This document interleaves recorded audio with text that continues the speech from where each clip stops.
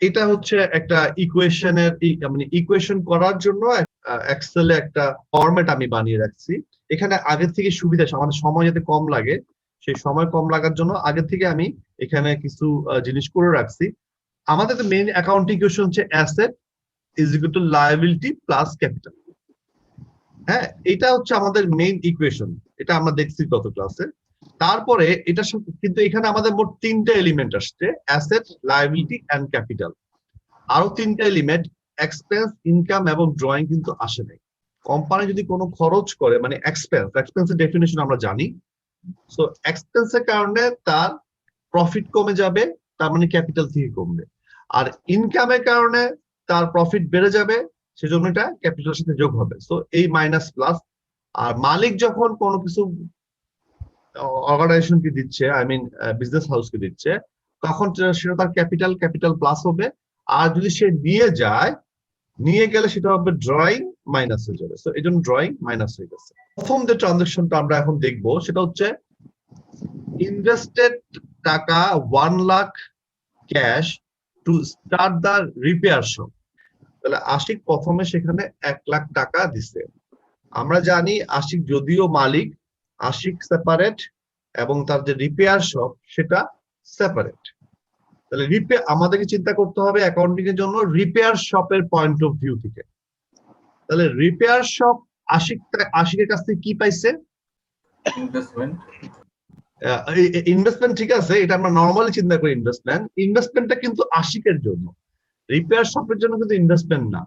Repair শপের জন্য এটা টাকা পেয়েছে। আর টাকাটা কে দিয়েছে? আশিক কে?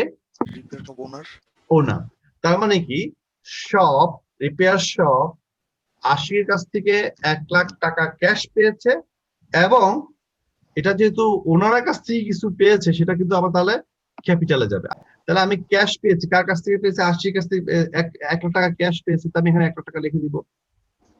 1 লাখ টাকা ক্যাশ পেলাম। আমার অ্যাসেট বাড়ছে, ক্যাশ আমার জন্য অ্যাসেট, সো আমার অ্যাসেট বাড়ছে। একটা অ্যাসপেক্ট আমরা হিসাব করে ফেললাম।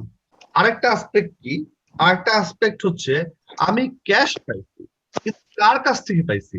আমি ক্যাশটা পাইছি মিস্টার আশিকের কাছ থেকে। আর মিস্টার আশিক হলো এই শপের ওনার, এবং ওনারের কাছ থেকে যখন আমরা কিছু পাবো সেটাকে আমরা বলবো ক্যাপিটাল। আর এখানে তখন আমরা লিখবো কি, রিমার্কস কলাম একটা জিনিস লিখে রাখতে হবে, এটা হচ্ছে receive cash from owner against capital. এই লেখাটা আপনারা হুবহু এরকম করে লিখতে হবে এমন না, এটা আপনারা আপনাদের যার যার ইচ্ছা মতো লিখতে পারবেন। তবে এটা লেখার উদ্দেশ্য হলো যে ট্রানজেকশনটাকে শর্টে একটা মানে রেকর্ড রাখা, যাতে আমি পরবর্তীতে যখন দেখবো তখন যাতে বুঝতে পারি আসলে টাকাটা কেন আসছে। নেক্সট হচ্ছে পারচেজড ইকুইপমেন্ট ফর টাকা 50,000 ক্যাশ। আমরা একটা ইকুইপমেন্ট পারচেজ করছি। ইকুইপমেন্ট আমার জন্য অ্যাসেট না? ইয়েস। সো এই জন্য আমি এখানে ইকুইপমেন্ট যদি লেখা না থাকতো তাহলে আমাকে ইকুইপমেন্টটা লিখতে হতো। ঠিক আছে, মনে করেন এখানে ইকুইপমেন্ট লেখা নাই, সো তাহলে ইকুইপমেন্ট নাই, তখন আমাকে ইকুইপমেন্ট লিখতে হতো। ঠিক আছে, ইকুইপমেন্ট লিখলাম। তাহলে ইকুইপমেন্ট পেয়েছি আমাদের ট্রানজাকশন নাম্বার 2। ইকুইপমেন্টে আমি পেয়েছি হলো, ওটার দাম হচ্ছে 50,000 টাকার ইকুইপমেন্ট পেয়েছি। একটা আসপেক্ট আমরা বুঝে ফেললাম। আরেকটা আসপেক্ট তো লাগবে, দুটো আসপেক্ট লাগবে। 50,000 টাকা চলে গেছে, ক্যাশ চলে গেছে, টাকা চলে গেছে, ভেরি গুড। তার মানে আমার একটা অ্যাসেট বাড়ছে, আর একটা অ্যাসেট কমে গেছে। তাহলে এখান থেকে আমাকে 50,000 টাকা মাইনাস করে দিতে হবে না? তো তাহলে এখন আমার দেখতে হবে যে ইকুয়েশনটা মিলছে কিনা। এরপর আমাকে ইকুয়েশনটা মিলাতে হবে। তাহলে আমার কাছে এখন 50,000 টাকার ক্যাশ আছে, 1 লাখ ছিল, 50,000 বাদ চলে যাওয়ার পরে আর 50,000 আছে, আর ইকুইপমেন্ট আছে 50,000 টাকা। তাহলে ডেবিট পাশে আমার টোটাল হচ্ছে 1 লাখ, আর ক্রেডিট পাশে শুধুমাত্র এখন ক্যাপিটালই আছে, সো 1 লাখ। আমার তাহলে ইকুয়েশন কিন্তু মিলে আছে। নেক্সট আমরা এর পরের ট্রানজাকশনটা একটু দেখি। পেইড টাকা 14,000 ক্যাশ ফর জান অফিস রেন্ট ইন অ্যাডভান্স। জানুয়ারি মাসের অফিস রেন্টটা আমি অ্যাডভান্স পে করে দিয়েছি। তো আমি যেহেতু পে করছি, আমার কি ক্যাশ কমছে না? Yes, sir. ক্যাশ কমে গেছে। তো একটা পাশ কিন্তু আমরা পেয়ে গেলাম। সো ক্যাশ কমে গেছে, যে তাহলে ক্যাশটাকে আগে কমাই।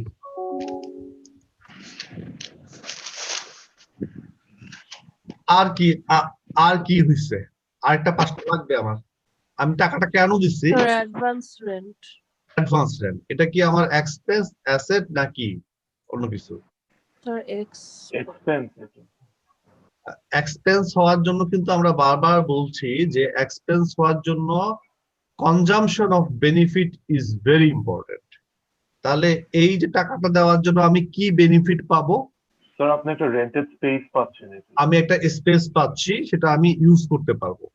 আমি কি ইউজ করে ফেলছি না করব? করেননি স্যার, এই কারণে। হ্যাঁ, তাহলে যেহেতু আমি ইউজ করি নাই, তার মানে আমি এখনো বেনিফিট কনজাম্পশন করি নাই।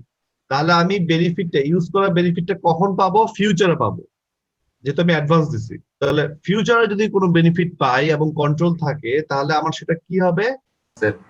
অ্যাসেট হবে। Very good. তো তাহলে এটা আমার অ্যাসেট।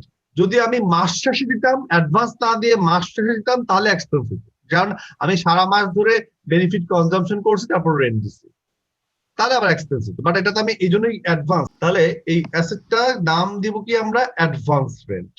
তাহলে অ্যাডভান্স রেন্টে অ্যাসেট দিয়ে দিলাম। তাহলে এই ট্রানজাকশনের কারণে আমার কি হয়েছে? আমার একটা অ্যাসেট চলে গেছে, 14,000 টাকা ক্যাশ চলে গেছে। আরেকটা অ্যাসেট যেটার নাম হচ্ছে অ্যাডভান্স রেন্ট, সেটা আমার বুকসে চলে আসছে। এখন আমাদের দেখতে হবে আমাদের ইকুয়েশন মিলছে কিনা। সো আমার এই ট্রানজাকশনের আগে ক্যাশ ছিল 50,000 টাকা। ওই 14,000 টাকা পে করে দেওয়ার পরে এখন আর 36,000 টাকা ক্যাশ আমার কাছে আছে। ইকুইপমেন্ট তো আগেই থেকে আছে, এটা কোনো চেঞ্জ এখনো নাই। আর নতুন একটা অ্যাসেট আসছে, অ্যাডভান্স রেন্ট, 14,000 টাকা। তো সব মিলায় আমার ডেবিট পাশে, মানে কি অ্যাসেট পাশে আছে 1 লাখ টাকা, আর লায়াবিলিটি পাশে আছে ক্যাপিটাল আকারে 1 লাখ টাকা। সো আমার ইকুয়েশন এখনো মিলে গেছে।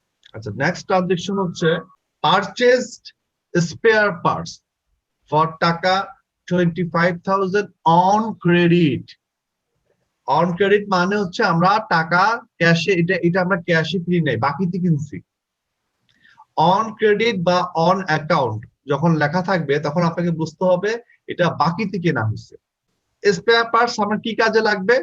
ফিউচার, আমি যেহেতু রিপেয়ার শপ, মনে করেন গাড়ি রিপেয়ার শপ যদি হয়, তাহলে আমার গাড়ি রিপেয়ার করার সময় এগুলো আমি কাজে লাগাবো, মানে এখান থেকে আমি বেনিফিট পাবো, ঠিক না? তাহলে ফিউচারে পাবো। তাহলে স্পেয়ার পার্টস কি আমার জন্য কি অ্যাসেট হবে, না লায়াবিলিটি হবে, না এক্সপেন্স হবে? অ্যাসেট হবে। Very good. যেহেতু এটা আমরা ফিউচারে ইউজ করতে পারবো, ইউজ করে আমি আরেকজনকে সার্ভিস দিয়ে টাকা ইনকাম করতে পারবো, তার মানে এখান থেকে আমি ফিউচারে বেনিফিট পাবো। তো এটা আমার অ্যাসেট। তাহলে আমার কাছে 25,000 টাকার স্পেয়ার পার্টস আসছে, মানে আমার কাছে 25,000 টাকার অ্যাসেট আসছে। স্পেয়ার পার্টস এর আন্ডারে আমি এটাকে দেখাই দিলাম। আচ্ছা, we have to pay. Very good. হ্যাঁ, যেহেতু আমি এখন টাকা দেই নাই, তার মানে আমাকে কিন্তু টাকাটা দিতে হবে, বাকিতে কিনছি তো, বাকিতে কিন্তু টাকাটা দিতে হবে। তাহলে আমার একটা লায়াবিলিটি চলে আসছে। সো এই লায়াবিলিটিটা আমাকে রেকর্ড করতে, সো পেয়েবল ক্রিয়েট হয়েছে 25,000 টাকা। তো তাহলে আমি দুটা পাশেই রেকর্ড করে ফেললাম।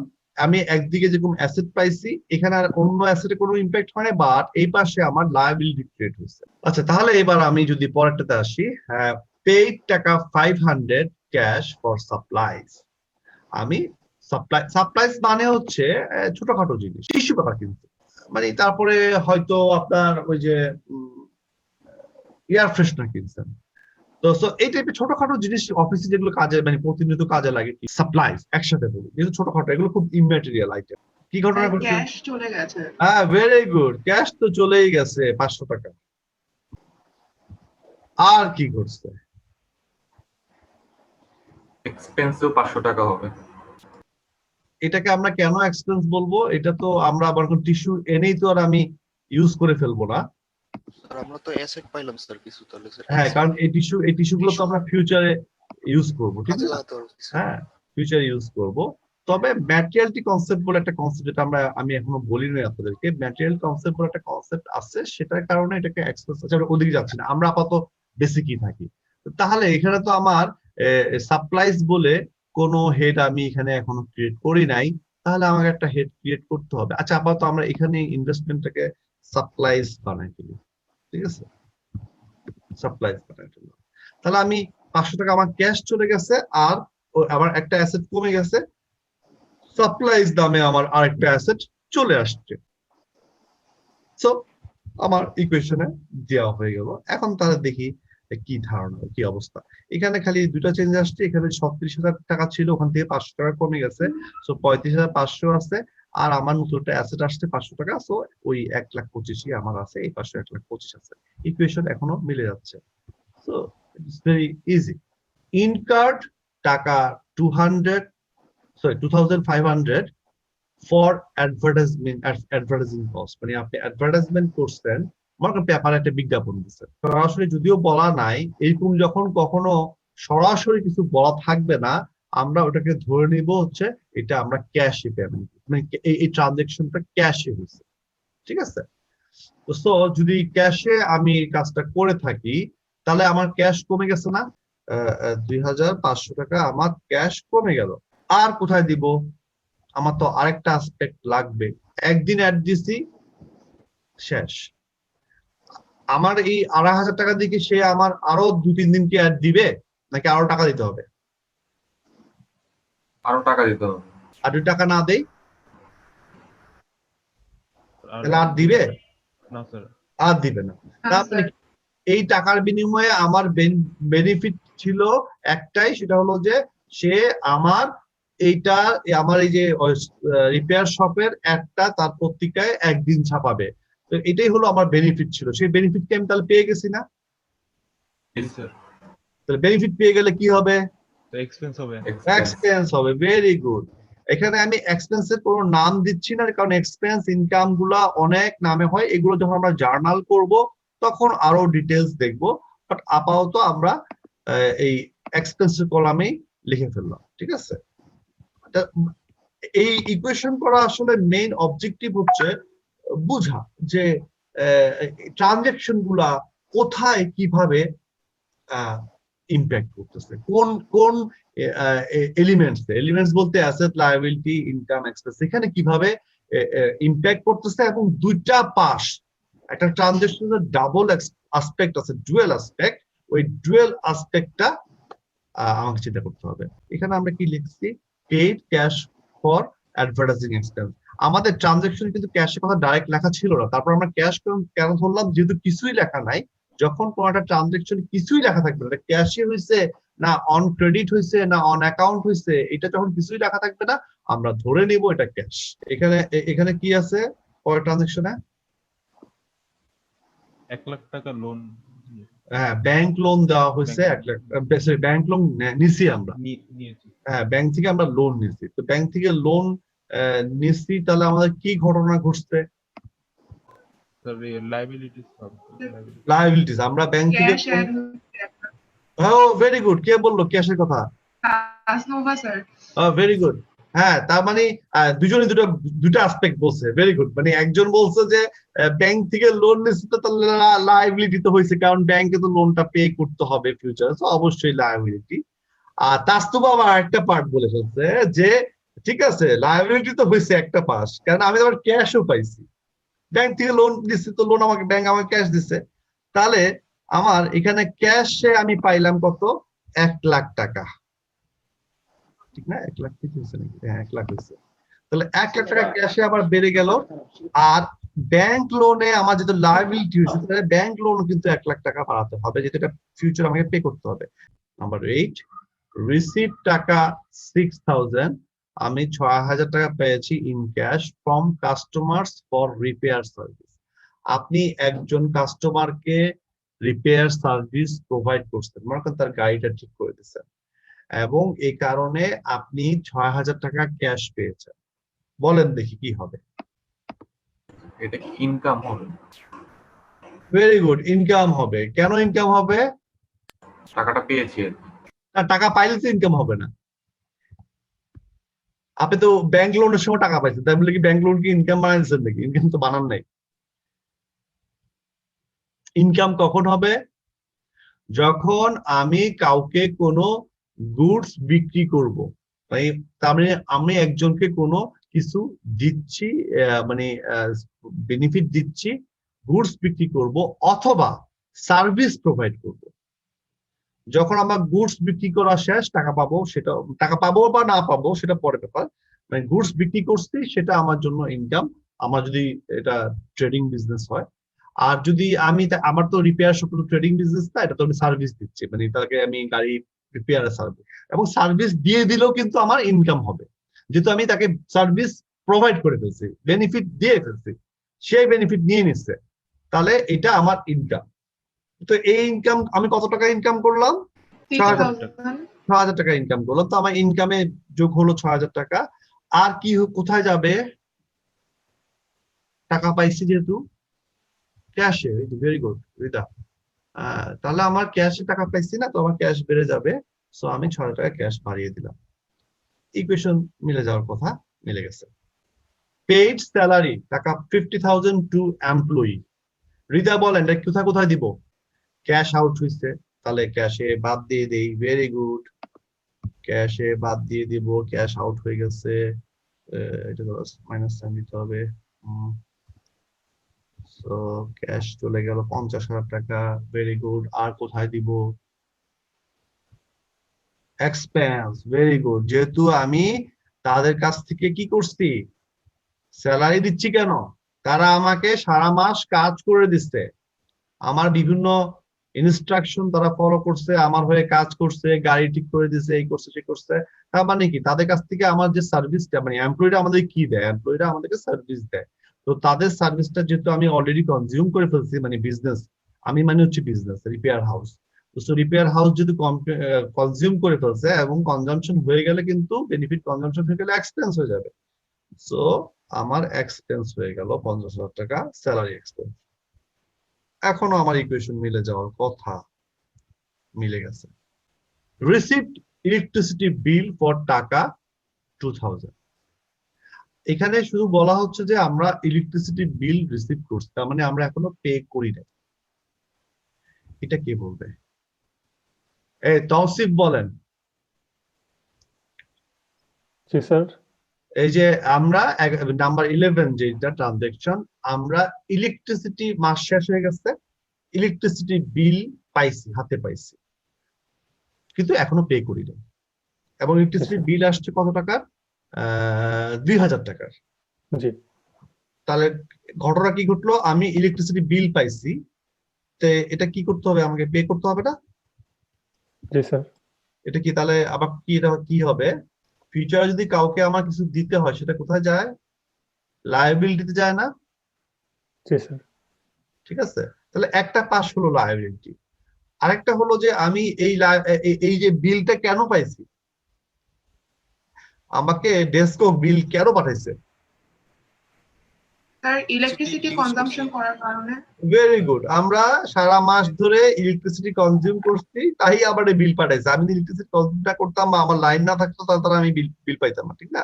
তো সো আমি ইলেকট্রিসিটি কনজিউম করছি বিধায় বিল পাঠাইছে, এবং কত টাকা ইলেকট্রিসিটি কনজিউম করছে? 2,000 টাকা, এর জন্য 2,000 টাকার বিল সে আমাকে পাঠিয়েছে। তাহলে আমার যেহেতু কনজাম্পশন হয়েছে, তাহলে এক্সপেন্স হয়েছে, সো 2,000 টাকা এক্সপেন্স দিয়ে দিলাম। এবং যেহেতু বিলটা মাত্র পাইছি, এখনো আমার বিলটা দেই নাই, বিলটা আমাকে দিতে হবে, যেহেতু ফিউচারে দিতে হবে, সেহেতু এটা আমার জন্য লায়াবিলিটি।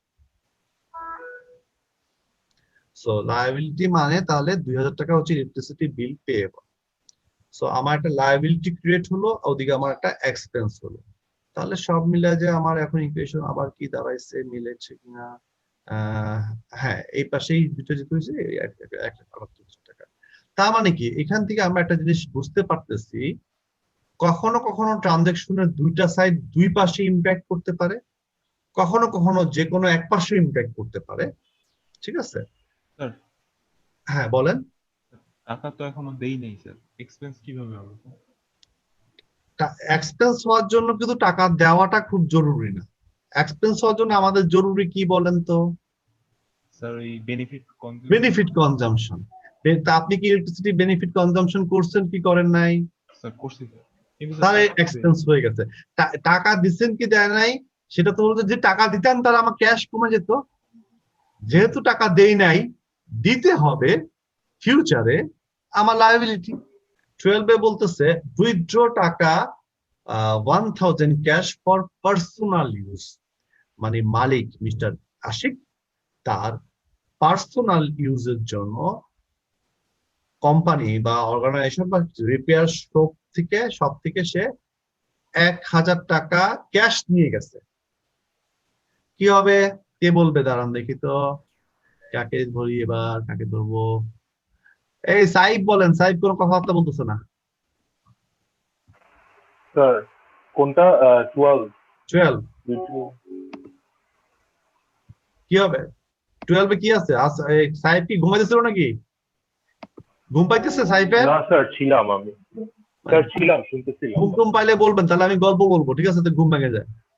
হ্যাঁ, তো ওই উইথড্র যে 12 উইথড্র টাকা 1000 ক্যাশ ফর পার্সোনাল ইউজ। মালিক তার পার্সোনাল ইউজের জন্য সব থেকে 1000 টাকা নিয়ে গেছে।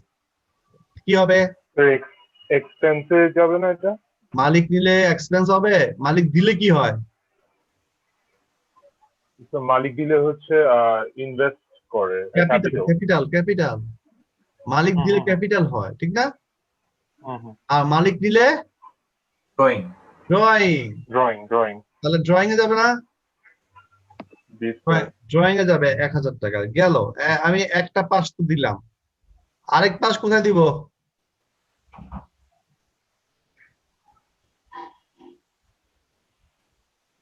মালিক কি করছে?